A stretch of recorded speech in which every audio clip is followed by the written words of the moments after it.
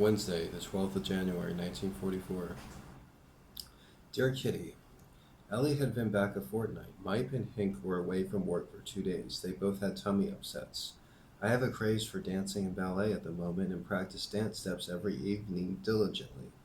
I have made a super modern dance frock from a light blue petticoat edged with lace belonging to Mansa. A ribbon is threaded through the round the top and ties in a bow in the center, and a pink corded ribbon complete the creation.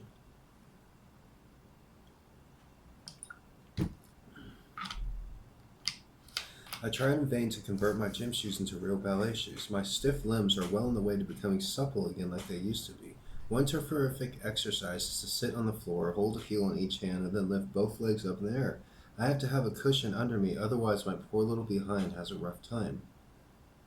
Everyone here is reading the book Cloudless Morn.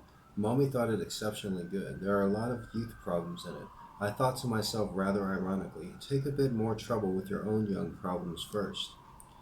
I believe Mommy think there could be no better relationship between parents and their children, and there no one could take a greater interest in their children's lives than she. But quite definitely she only looks at Margot, who I don't even think have had such problems and thoughts as I do. Still, I wouldn't dream of pointing out to Mommy that, in the case of her daughters, it isn't at all she imagines, but she would be utterly amazed and wouldn't know how to change anyway. I want to save her the unhappiness it would cause her, especially as I know that for me everything would remain the same anyway. Mummy certainly feels that Margot loves her much more than I do, but she thinks that just goes in phases. Margot has grown so sweet, she seems quite different from what she used to be. Isn't nearly as catty these days and is becoming a real friend, nor does she any longer regard me as a little kid who counts for nothing. Excuse me. I have an odd way of sometimes, as it were, being able to see myself through someone else's eyes. Then I view the affairs of a certain Anne, and at my ease, and browse through the pages of her life as if she were a stranger. Before we came here, when I didn't think about things as much as I do now, I used at times to have the feeling that I didn't belong to Mansa, Pym, and Margot, and that I would always be a bit of an outsider. Sometimes I used to pretend I was an orphan until I reproached and punished myself, telling myself it was all my own fault that I played this self-pitying role, when I was really so fortunate. Then came the time I used to force myself to be friendly. Every morning, as soon as someone came downstairs, I hoped that it would be Mummy who would say good morning to me. I greeted her warmly because I really longed for her to look lovingly at me.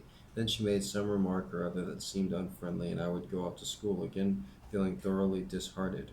On the way home, I would make excuses for her because she had so many worries.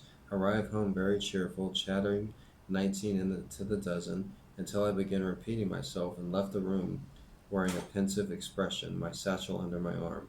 Sometimes I decided to remain cross, but when I came home from school, I always had so much news that my resolutions were gone with the wind, and Mummy, whatever she might be doing, had to lend an ear to all my adventures. Then the time came once more when I didn't listen to for footsteps on the staircase any longer, and at night my pillow was wet with tears. Everything grew much worse at that point. In Finned, you know all about it. Now God has sent me a helper, Peter. I just clasp my pendant, kiss it, and think to myself, what do I care about the lot of them? Peter belongs to me, and no one knows anything about it. This way I can get over all the snubs I receive. Who would ever think that so much can go on in the soul of a young girl? Yours, Anne. True, I know. She has a great point there.